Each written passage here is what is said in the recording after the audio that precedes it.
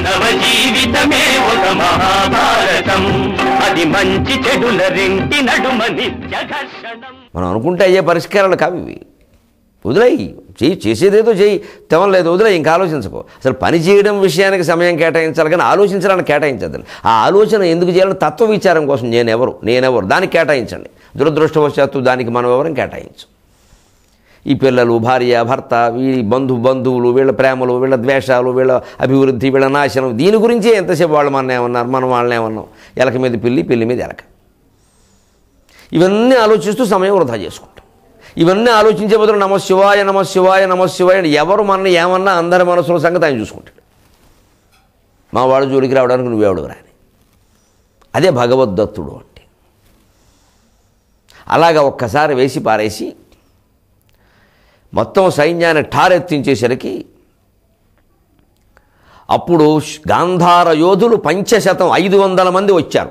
500కి పంచత్వం కల్పించాడు. పంచత్వం గతః, వాళ్ళ ప్రాణాలు పంచప్రాణాలు వాయువుల్లో లీనమైపోయినాయి, అనంత వాయువుల్లో లీనమైపోయినాయి, పంచభూతాల్లో కలిసి. శకుని యొక్క కుమారులు ప్రత్యేకించి అచరుడు, వృషకుడు అనేవాళ్ళు, వాళ్ళు ప్రత్యేకంగా వచ్చారు. మళ్ళీ ఇద్దరు ఒకే రథం మీద వచ్చారు. అంచేది ముందు ఇద్దరు చెరో రథం మీద వచ్చారు. కొట్టేసరికి తట్టుకోలేక ఈ అచరుడు చెంచలుడై అందులో చేరాడు వృషకుడి రథం మీద. చేరియుండుట అనువైన దొడ్డ నారసమున పడనేసే నరుడు. ఒకే రథం మీద ఉన్నారు కాబట్టి అర్జునుడు ఆలోచించాడు, వీళ్ళకి ఒక బాణం చాలు, రెండోది అక్కర్లేదు. చేరియుండుట అనువైన దొడ్డ నారసమున పడవేసే నరుడు. దాని చూచి కన్నీరు నుంచి నీ సుతులు చాలా కుందిరి. అప్పుడు అర్జును మార్కొని శకుని. అర్జునునప్పుడు మార్కొని శకుని అని చెబుతున్నాడు సంజీవుడు. ధృతరాష్ట్ర మహారాజా వినండి. చేరియుండుట, ఇద్దరూ ఒకే రథం మీద చేరి ఉన్నారు. అచరుడు, వృషకుడు, శకుని తమ్ముళ్ళు, మన్నించండి కొడుకులు కాదు, శకుని తమ్ముళ్ళు. సో ఒకడు అపశకునం, ఒకడు దుశ్శకునం, పేర్లు అలాగే ఉంటాయిగా. ఇంకా ఈయన శకునం కాబట్టి వాడు తమ్ముడు అపశకునం, ఇంకో తమ్ముడు దుశ్శకునం. అపశకునం దుశ్శకునం ఒక్కసారి అయిపోయారు. ఇద్దరు ఒకే రథం మీద చేరి ఉన్నారు. అనువైన అర్జునుడు కనిపించింది. ఏదో మాంసం తినేవాళ్ళు కరుకుట్లను గుచ్చుతారు ఇలాగా, ఊచ. మనకు తెలియదు కానీ స్నేహితులు చెప్తుంటే విన్నాం, మంచి బాగుంటుందని. వచ్చే జన్మలో చూద్దాం అదృష్టం ఉంటే. అందుకని ఈ ఊచ లాంటి దాన్ని కరుకుట్లా గుచ్చి అలా తింటూ ఉంటారు సరదాగా. వీళ్ళని ఒకే బాణానికి గుచ్చొచ్చు రసోభరంగా కాల్చుకుని తినడానికి పనికొస్తారు. ఇంతవరకు మనం కాల్చుకు తిన్నారుగా అని. అనువైన అంటే అర్థం అది. రెండో బాణం అక్కర్లేదు, అనవసరంగా 2 బాణాలు వృధా. ఆ రెండోది ఇంకోటికి వాడచ్చు. కవిత్వంలో పదాలలాగే యుద్ధంలో బాణాలు కూడా పొదుపు చేయగలిగితే మంచిదే. చేరియుండుట అనువైన దొడ్డ నారసమున పడనేసే నరుడు. ఒక బలవత్తరమైనటువంటి బాణం దొడ్డ నారసం. నారసం అంటే బాణం. నారాచము ప్రకృతి, నారసము వికృతి. ఆ నారసం పడగానే నీరసం వస్తుంది. సరే, ఆ ఒక్కసారి పడేసరికి దాని చూచి కన్నీరు నుంచి నీ సుతులు చాలా కుందిరి. ఇది యుద్ధంలో ఒక యోధుడు మరణించగానే దుర్యోధనుడు యొక్క తమ్ముళ్ళు ఏడుస్తున్నారట చిన్నపిల్లలాగా. అంటే వీళ్ళు యుద్ధం సరిగ్గా చేయలేదు. యుద్ధానికి సిద్ధమే వచ్చినప్పుడే పక్కవాడి ప్రాణాలు కాదు మన ప్రాణాలు కూడా పోతాయనే విషయం నిశ్చయం చేసుకుని రావాలి. జీవితం అనే యుద్ధమైనా అంతే. అనేక దుఃఖాలు ఉంటాయి, సుఖాలు ఉంటాయి, మనం ఎదుర్కోవాలి, తప్పదు. ఇవాళ ఏదో తగాదా వస్తుంది ఒక మనిషితో, రేపు పొద్దున మళ్ళీ వాడే మనకి మిత్రుడు అయిపోతాడు, మళ్ళీ వాడితో ఇంకోసారి తగాదా మామూలే అని సిద్ధపడిపోవాలి. అంతేకాని ఏడిస్తే ఎలాగా? అప్పుడు అర్జును మార్కొని శకుని. అప్పుడు శకుని మార్కొన్నాడు. శకుని మాయాయుద్ధం చేశాడు సహజంగా. మాయాయుద్ధం అంటే చీకటి, వాన, మేఘాలు, రాళ్ళు, సర్పాలు, పురులు ఇవన్నీ వచ్చాయి. గమనించండి, మాయజోదంలో మాయ ఏమిటో గమనించండి.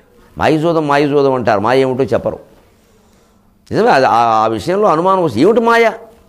సరే, దానికేదో ఓ కల్పన చేశారు. శకుని తండ్రి నీ దుర్యోధనుడు ఏదో బాధ పెట్టాడని, అందరినీ చెరసాల్లో పెట్టాడని, ఏదో 100 మంది మెతుకులు పెట్టారని, అవన్నీ ఒకడికి ఇచ్చి బతికించారని, అవన్నీ తిన్నాడు కాబట్టి ఆ తండ్రి ఎముకల్ని పాచికలుగా వాడాడని, అవి పడమనట్టు అలా పడతాయి. ఇది ఎక్కడ మూల భారతంలో లేదు, ఆంధ్ర భారతంలో, మహాభారతంలో లేదు. నన్ను మన్నించడానికి ఇది కేవలం రచ్చబండ మీద కూర్చున్న వాళ్ళ కల్పన, ఎక్కడ లేదు దీనికి ఆధారం. సరే, దీని మీద ఏవో సినిమాలు కూడా వచ్చాయి, ఎందుకంటే వారికి ఏదో రక్తి కట్టించడం ముఖ్యం, వారి దృష్టి అలాగే ఉంటుంది. అంటే ఇవన్నీ భారతంలో ఉన్న కథలుగా ఎక్కడా లేదు అసలు. ధృతరాష్ట్రుడికి ఏదో ముందు గాంధారికి గొర్రెపోతే పెళ్లి జరిగింది, అది చనిపోయింది, ఇవన్నీ కల్పనలు. ఎందుకంటే మనకు సాధారణంగా మానవ జీవనంలో ఈ కల్పనలు ఎందుకు వస్తాయో కూడా అర్థం చేసుకున్నది. గయోపాఖ్యానం కల్పన, రామాంజనేయ యుద్ధం కల్పన. ఇంకో భయంకరమైన కల్పన ఉంది, త్వరలో వింటారు మీరు. జనంలో బాగా ప్రచారంలో ఉన్నది కల్పన, శుద్ధ కల్పన, అది వింటారు మీరు. తప్పదు, ఇది నిజాలు చెప్పుకుంటూ కూర్చున్నాం ఇక్కడ మనం, ఊరికే రంజింపజేయడం కాదు, నిజంతోనే రంజింపజేస్తాం. అందుకని ఇది కల్పన. ఎందుకు వస్తాయి ఇవి అంటే, బాగా దగ్గర వాళ్ళు కొట్టేసుకుంటే బాగుండు అని మనకు అనిపిస్తుంది. బయట వాళ్ళు ఎవరైనా కొట్టుకుంటే చిత్రంగా చూడమండి. భార్యాభర్తలు కొట్టేసుకుంటే తిట్టేసుకుంటే మనం కిటికీలన్నీ తెరిచి చూస్తాం. ఎందుకని భార్యాభర్తలు అంటే ఏదో కలిసి ఉంటారు, బాగుంటారు, ఒకళ్ళనొకళ్ళు సర్దుకుంటారు అనుకుంటాం. వాళ్ళే దెబ్బలాడుకోవడానికి కిటికీలు వెంటనే తీస్తాం మనం. దానికి ఎక్కువ ప్రాధాన్యం ఇస్తాం మనం, అన్నదమ్ముల కంటే అప్పచెల్లెల కంటే. అలాగా బాగా ఇప్పుడు శకుని దుర్యోధనుడు ఇంత దగ్గర.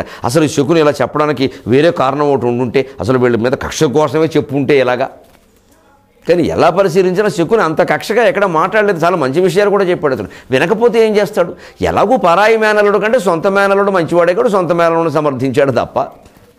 ఇప్పుడు మాత్రం రాజకీయాల్లో జరగట్లా. ఎలాగూ మన పార్టీ నెగ్గదు అనుకున్నప్పుడు, ఇష్టం లేకపోయినా కొంచెం నెగ్గే అవకాశం ఉందనుకున్న పార్టీలో చేరిపోతారు. పెద్ద అభిమానం కాదు అక్కడ.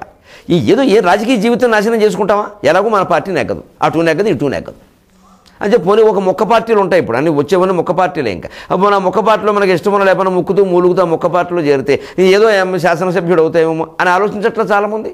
అంతే. అలాగే శకుని పోనీ ఎలాగో పడినప్పుడు ఏదో మనవాడు మన సొంత మేనడు పరాయి వాళ్ళు అంత చేరాడు, ఏదో చెప్పాడు చేరాడు కాబట్టి కొన్ని దృష్టమైన సలహాలు ఇచ్చిన మాట నిజమే. కానీ మనం అనుకున్నంత ఏదో పెద్ద వ్యూహంతో ఏం శకుని చేయలేదు అప్పుడు. కానీ వీడి దగ్గర ఒక మాయ ఉంది. శకుని దగ్గర కొన్ని క్షుద్ర విద్యలు ఉన్నాయి, మాయలు ఉన్నాయి. తరువాతి పద్యంలో మనం దాన్ని మరింత వివరంగా చూస్తాం. అందుకని చీకటి, మేఘాలు, రాళ్ళు, వాన, సర్పాలు, పురులు ఇవన్నీ వస్తే ఒక్క దివ్యాస్త్రంతో అహం ఫట్. ఎందుకంటే ఎప్పుడు జగన్మాత ముందు జగన్మాయ పనిచేయదండి. ఆ జగన్మాతని జ్ఞానం అనేటువంటి అస్త్రంతో మనం సేవించినట్టయితే ఆవిడ జ్ఞానాస్త్రాన్ని మనకిస్తుంది. శివాజీకి భవానీదేవి వీరఖడ్గాన్ని ఇచ్చినట్టుగా జగన్మాత మనకి జ్ఞానాస్త్రాన్ని ఇస్తుంది. ఆ జ్ఞానం అనే అస్త్రంతో ఈ సమస్తమైన సంసారపు మాయలని మనం హాంఫట్ చేసి వారాయచ్చు. 1116 మాయ భాగం ద్వారా మీరు అటువంటి జ్ఞానాన్ని పొందుతారని ఆశిస్తూ సెలవు. మీ అభిప్రాయాలను, సూచనలను మాకు తెలియజేయాల్సిన చిరునామా భక్తి TV, care of Rachana television private limited, road number 92, Jubilee hills, Hyderabad 5,96,000. మా ఇమెయిల్ ఐడి bhaktihyd@gmail.com. మా వెబ్సైట్ www.bhaktitv.org. Phone number 901012223333.